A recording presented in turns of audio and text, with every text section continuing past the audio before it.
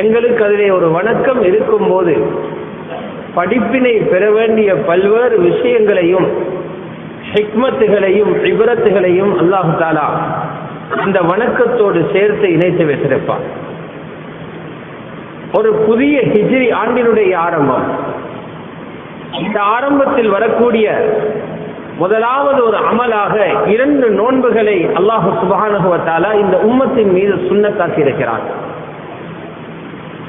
முஹர்ரம் மாதத்தினுடைய 9வது பிறையும் முஹர்ரம் மாதத்தினுடைய 10வது பிறை. யாருக்காவது 9வது பிறை நோன்பு பிடிக்கக்கூடிய சந்தர்ப்பம் இல்லை என்றால் அவர் பிறை 10ம் 11ம் பிடிப்பது அவருக்கு அனுமதிக்கப்பட்டிருக்கிறது.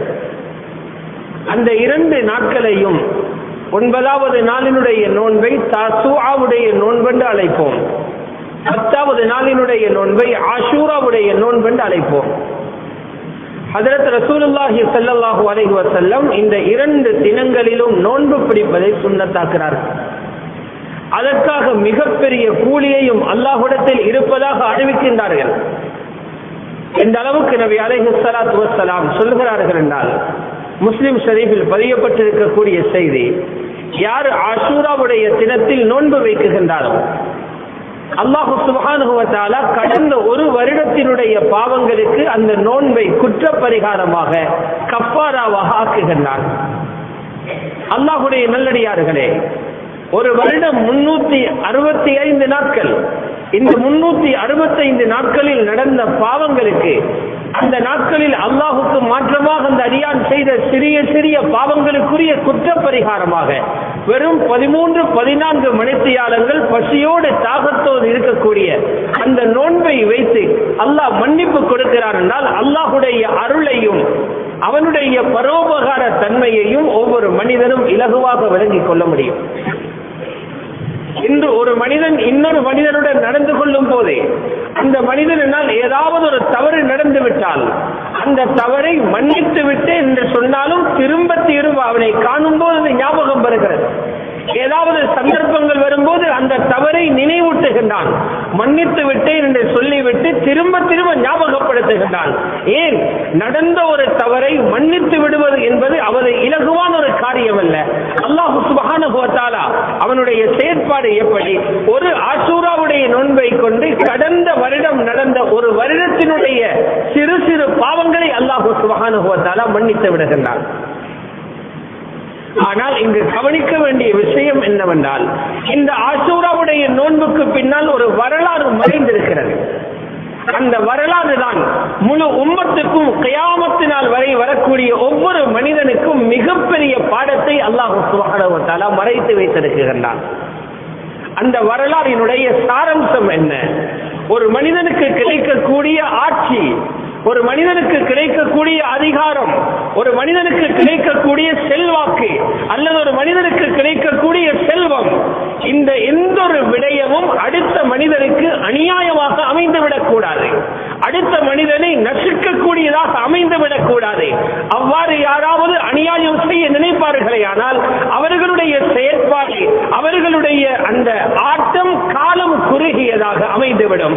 அவர்களுக்கு கடைசியில் கிடைக்கக்கூடிய தண்டனை வரலாற்றில் பதிவாகக்கூடிய தண்டனையாக மாறிவிடும். ஆஷூராவினுடைய நோம்பினுடைய சாரம்சம் இது. ரசூலுல்லாஹி ஸல்லல்லாஹு அலைஹி வஸல்லம் மதீனாவுக்கு ஹிஜ்ரத் செய்து வருகிறார்கள்.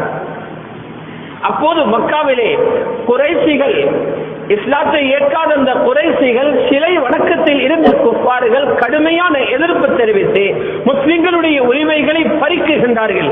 எந்த விதமான மத உரிமையும் மக்காவிலே கொடுக்கப்படவில்லை.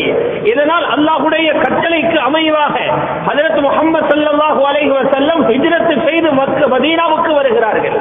மதீனாவிலே பார்க்கிறார்கள், இஸ்லாத்துக்கு ஓரளவு நெருக்கமாக இருக்கக்கூடிய அஹ்லுல் கிதாபுகள் மதீனாவிலே இருக்கிறார்கள்.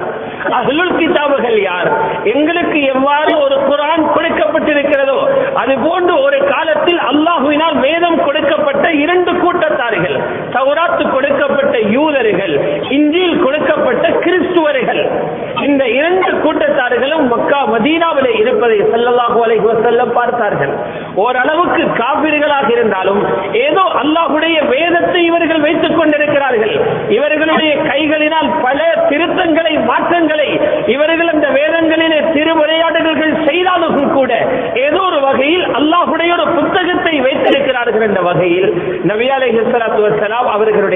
செயற்பாடுகளை விரும்பினார்கள். அல்லாஹ்வுடைய தூதர் பார்க்குகின்றார்கள், முஹர்ரமுடைய மாதம் 10வது நாளிலே யூதர்கள் நோன்பு வைக்கின்றார்கள். நபி அலைஹிஸ்ஸலாத்து வஸ்ஸலாம் யூதர்களிடத்திலே கேட்கின்றார்கள், நீங்க ஏன் முஹர்ரமுடைய மாதத்தில் நோன்பு பிடிக்கிறீங்க? 10வது நாள் நோன்பு பிடிப்பதற்கான காரணம் என்ன? இந்த சம்பவம் புகாரியிலும் பதியப்பட்டிருக்கிறது, முஸ்லிமிலும் பதியப்பட்டிருக்கின்றது. அந்த யூதர்கள் சொன்ன பதில் என்ன தெரியுமா? ஒரு பெரிய ஒரு வல்லரசுக்கும் பலகீனமான முஃமின்களுக்கும் இடையிலே நடந்த போராட்டம் முஃமின்களுக்கு வெற்றியுடன் முடிவடைந்த நாள் இந்த நாள். உலகத்தில் இருந்த ஒரு பெரிய வல்லரசு தான் ஃபிரௌனுடைய வல்லரசு. அவனுடன் போராட்டம் செய்தவர்கள் ஹஜ்ரத் மூசா அலைஹிஸ்ஸலாம் அவர்களுடன் இருந்த பனு இஸ்ரவேலர்கள். அவர்கள் ரொம்பவும் பலகீனர்கள், ஆட்களும் குறைந்தவர்கள், பலத்திலும் குறைந்தவர்கள். அவர்களை ஃபிரௌன் நசுக்கிக் கொண்டிருந்தான். ஃபிரௌனுடைய ஆட்டம் முடிவடைந்து ஹஜ்ரத் மூசாவுடன் இருந்த முஃமின்கள் தலை நிமிர்த்திய நாள் இது. அன்ஜல்லாஹு ஃபீஹி மூஸா வ கௌமஹு வ அக்ரக ஃபிர்அவுன வ கௌமஹு. ஹஜ்ரத் மூசாவையும் அவருடைய கௌமையும் அல்லாஹ் பாதுகாத்து ஃபிர்அவுனையும் அவனுடன் இருந்தவர்களையும் நீரில் மூழ்கடித்த தினம் தான் ஆஷூராவுடைய தினம். அதனால் அந்த நாளிலே நாங்கள் நன்றிக்காக, அந்த வெற்றியை நினைவு கூறும் முகமாக நாங்கள் சுக்ருக்காக ஆஷூராவுடைய தினத்தில் நோன்பு வைக்கிறோம் என்று யூதர்கள் சொல்லுகிறார். நபி அலைஹிஸ்ஸலாத்து வஸ்ஸலாம் சொன்னாங்க, நீங்க நபிக்கு துரோகம் செய்துட்டு நோன்பு பிடிக்கிறீங்க. நபீர கையில கொடுக்கப்பட்ட தௌராத்தில ஏராளமான பொய்களை உங்களுக்கு நினைத்ததை திணித்து விட்டு அந்த நபிக்காக நோன்பு வைக்கிறீர்கள். ஆனால் உண்மையில் அந்த நபியின் மீது நேசம் வைத்து அவர்களுடைய அந்த வெற்றிக்கு உரித்தானவர்களாக அந்த வெற்றியை நினைவு கூறுவதற்கு தகுதியுள்ளவர்கள் நாங்கள். நஹ்னு அஹக்கு பி மூஸா மின்கும். மூஸாவுடைய விடயத்தில் உங்களை விடவும் நாமே மிக தகுதியுள்ளவர்கள் என்று சொல்லி நபி அலைஹிஸ்ஸலாத்து வஸ்ஸலாம் மதீனாவிலே இருந்த சஹாபாக்களுக்கு உத்தரவிடுகின்றார்கள் ஹஜ்ரத் பிலாலின் மூலம். இதற்கு பிறகு முஹர்ரமுடைய 10வது நாளில் முஸ்லிம்களும் நோன்பு வச்சிடுங்க. இதிலிருந்து தான் ஆஷூராவுடைய தினத்தில் நோன்பு பிடிப்பது சுன்னத்து என்ற அந்த முறையை அல்லாஹ் சுப்ஹானஹு வ தஆலா ஏற்படுத்துகின்றான். அதற்கு பிறகு இன்னொரு நோன்பு வருகின்றது. அந்த நோன்பு இன்னொரு படிப்பினையை முஸ்லிம்களுக்கு கொடுக்கின்றது. பார்த்தார்கள், நாங்கள் யூதர்களினுடைய அந்த செயற்பாட்டை அடுத்து அவர்களிடம் இருந்து பெற்ற ஒரு படிப்பினையில் இருந்து ஆஷூராவுடைய நோன்பை பிடித்தோம். இதற்காக எல்லா விடயத்திலும் யகூதிகளுக்கு பின்னால் போக முடியாது. யகூதிகளை பின்பற்றுகின்ற சமூகம் அல்ல முஸ்லிம் சமூகம். யகூதிகளை கண்டு அவர்களை கண்டு அதிர்ச்சியில் உரைகின்ற சமூகம் அல்ல முஸ்லிம் சமூகம். யகூதிகளை மனதால் நேசிக்கின்ற சமூகம் அல்ல முஸ்லிம் சமூகம். யகூதிகளுக்கு மாற்றமாக வாழ வேண்டிய சமூகம் முஸ்லிம் சமூகம். அதனால் சொன்னார்கள் நபி அலைஹிஸ்ஸலாத்து வஸ்ஸலாம், யூதர்கள் 10வது பிறையில் மட்டும் நோன்பு வைக்கின்றார்கள். அவர்களுக்கு நாம் நேர்படுவதாக ஆகிவிடக் கூடாது. அடுத்த வருடம் நான் ஹயாத்தோடு இருந்தால் யகூதிகளுக்கு மாற்றம் செய்வதற்காக 9வது நாளும் நோன்பு வைப்பேன் என்றார்கள் நபி அலைஹிஸ்ஸலாத்து வஸ்ஸலாம். لئن قابلت في العام الماضي لأصومن التاسع. அடுத்த ஆண்டும் في العام القابل, அடுத்த ஆண்டு நான் உயிருடன் இந்த உலகத்திலே இருந்தால் 9வது நாளும் நான் நோன்பு வைப்பேன் என்று ஹஜ்ரத் முஹம்மது ரசூலுல்லாஹி ஸல்லல்லாஹு அலைஹி வஸல்லம் சொல்கிறார். தாசூஆ தரக்கூடிய பாடம் வேறு, ஆஷூரா தரக்கூடிய பாடம் வேறு.